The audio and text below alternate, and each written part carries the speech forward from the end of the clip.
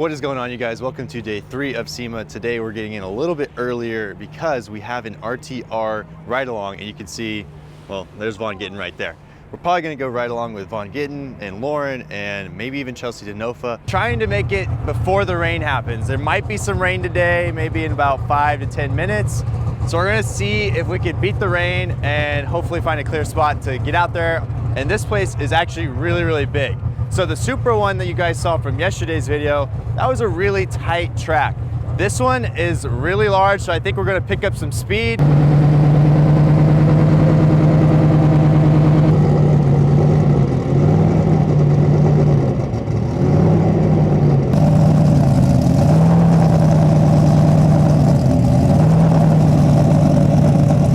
Been oogling over Broncky, which is Loren Healy's race truck.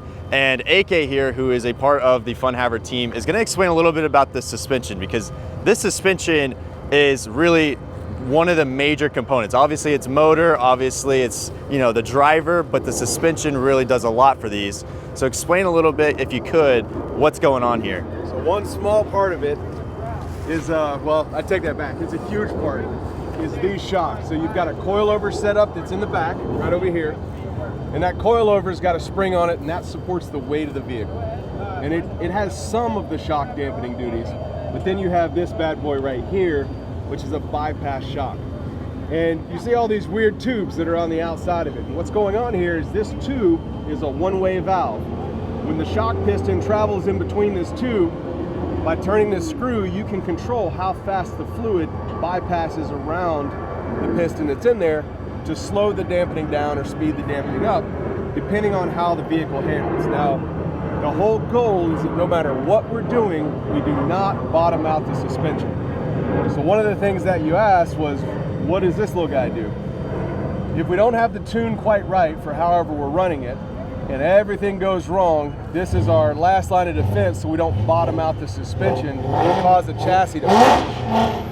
We use this ring right here to mark how much of this hydraulic bump stop we use. And this is it's a nitrogen charged bump stop that's just like another shock absorber that's on there.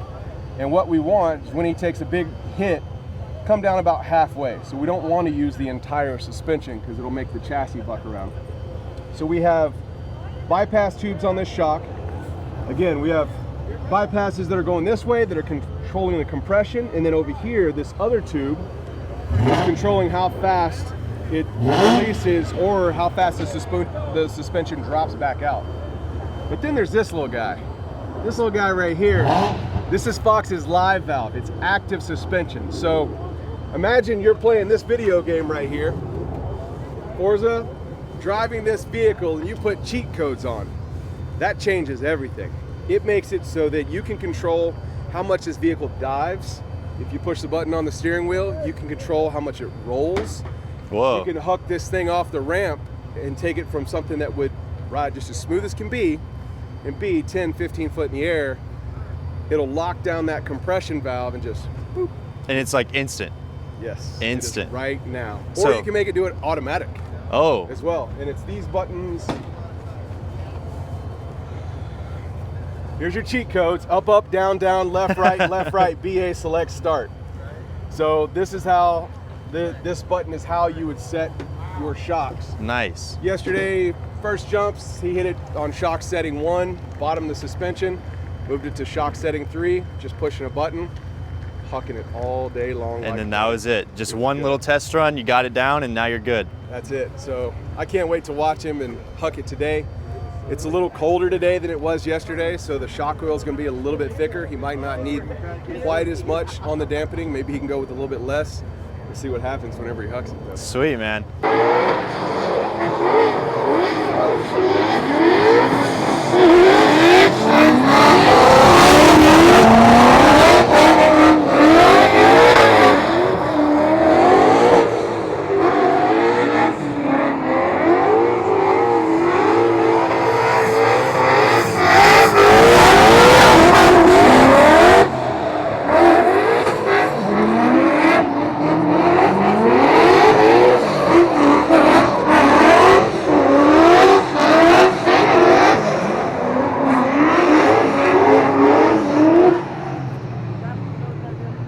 this is the before. I can't wait to see your smile after this.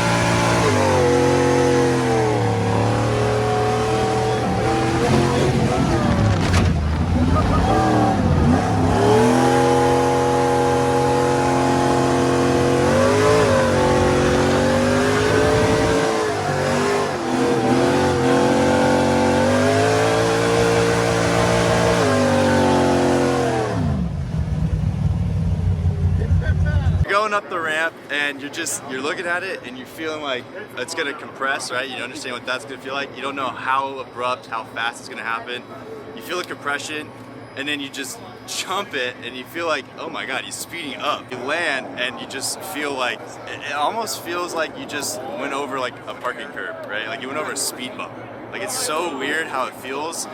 The suspension on this thing's nuts, and you can tell like that's really where a lot of R&D goes. Sick, you just saw me with Loren Healy in his Bronco. Yeah, we did not get time in the Mustang. I have to go make it to another meeting, but they have another session later this afternoon. We're at the Milwaukee booth, which is one of the meetings we have today, and I want to showcase a few of their products because, as you guys know, I've got the M12 stuff, but they have some new stuff on the radar, and one of them that I have my eye on is the Milwaukee Polisher. So I had to pull my car in at SEMA and I still have a little bit of swirls. I'll be honest, like if you get too close, you're gonna see some swirls on my paint. It's black, it's under bright lights, it's just how it is. If I had one of these Milwaukee polishers, I could have polished it literally right here without having to have an extension cord or anything like that. So I'm gonna try to get a demo of that, showcase that, because for you guys at home, this might be, you know, the next tool you want because you've already got Milwaukee batteries, you just wanna add the tool, now you can get your paint shining. And to be honest, my paint's pretty good, but it could be even better using a dual action polisher. So right here we have the ratchets, which you guys know we've already got a few of those, but we have the extended one here.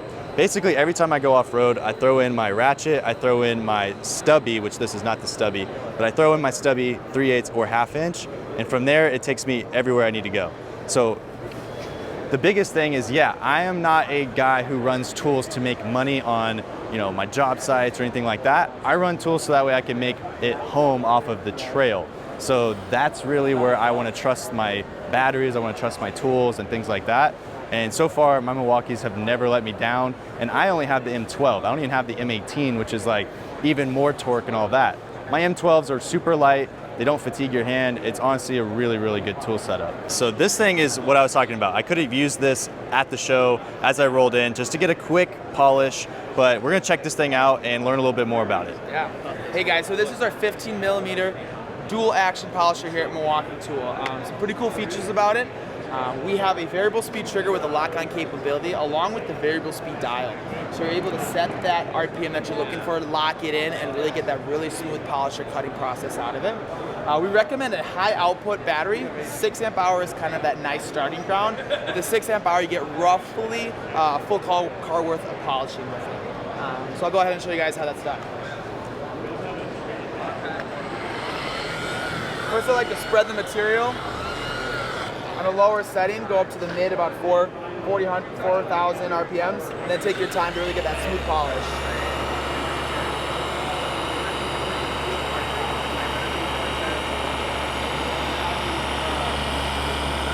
just like that. Nice polished car. And so right there, you guys wonder how I got my paint so shiny, so glossy. That's basically what you do. So you're gonna do that same speed. You don't need to rush. You don't need to do anything crazy.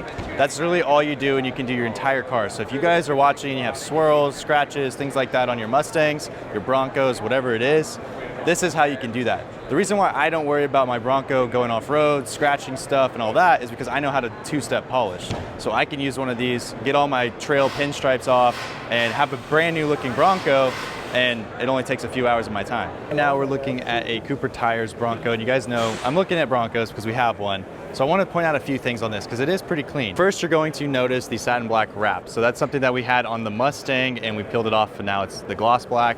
But this Bronco is kind of blending both. We have the ADV fiberglass flares. We have King coilovers with Baja kits, the front suspension and the rear suspension. I'll show that in a sec.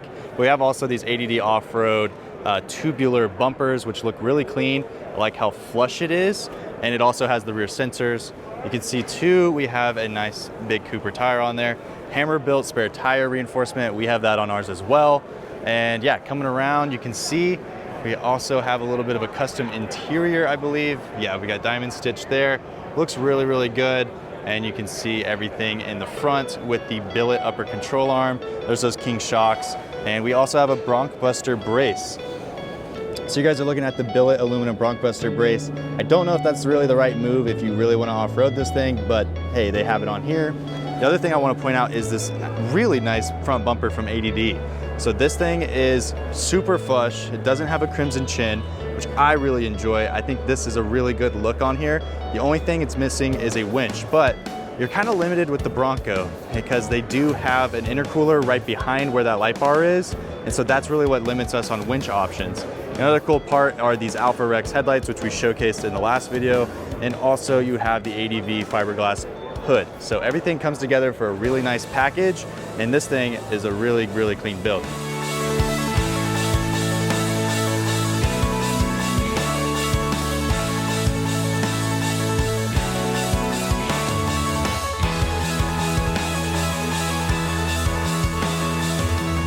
This thing I have seen online multiple times, but the big thing on this that I really, really like, there's two things.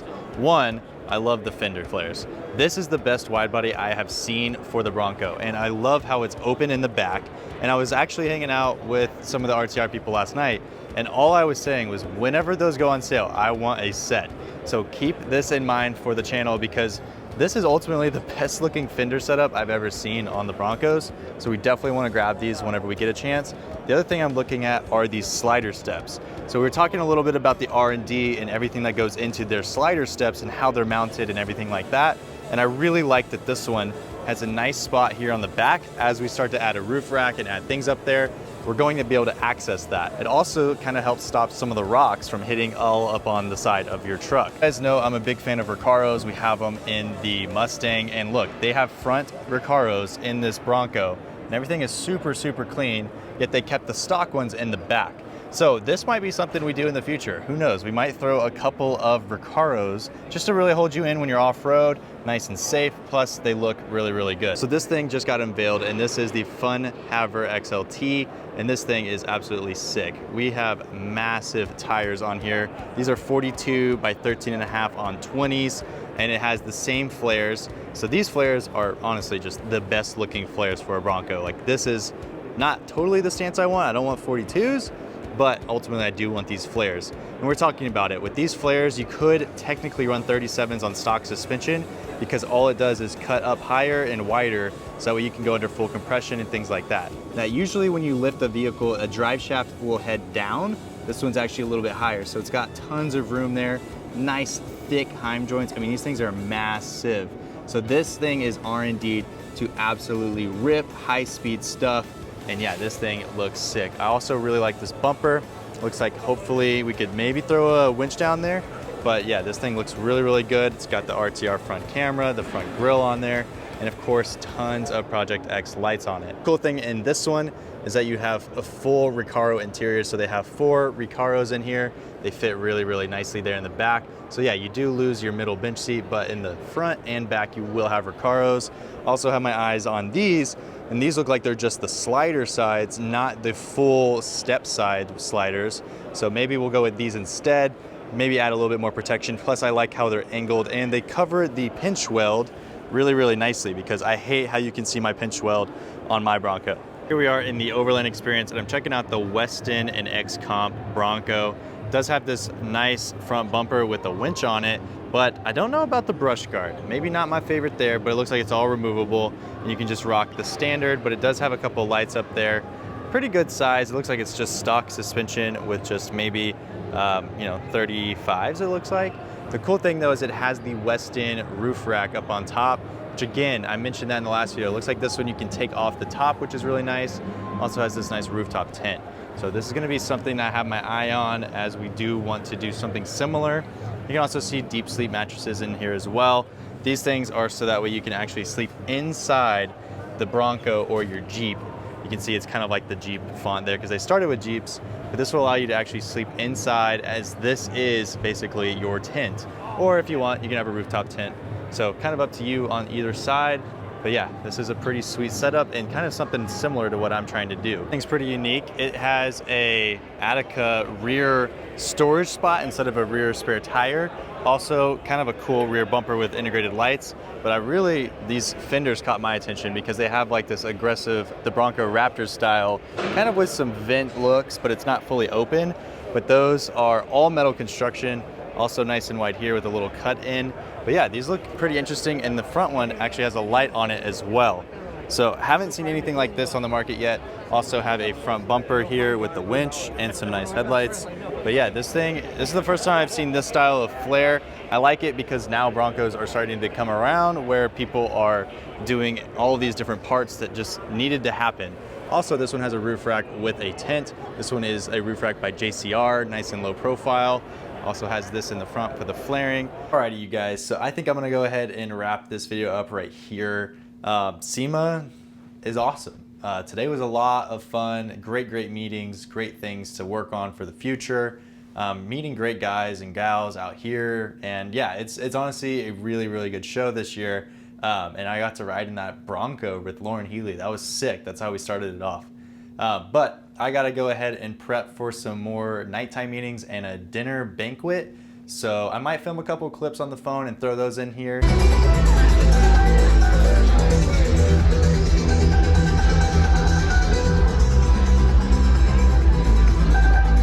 Influence of the Year award winner, Master Content Creator, Larry Chen.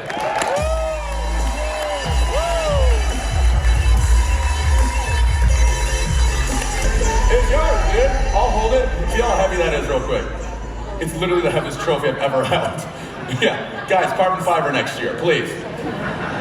But as always, I hope you guys enjoyed. If you did, then please comment, like, and subscribe, and I'll catch you guys next time.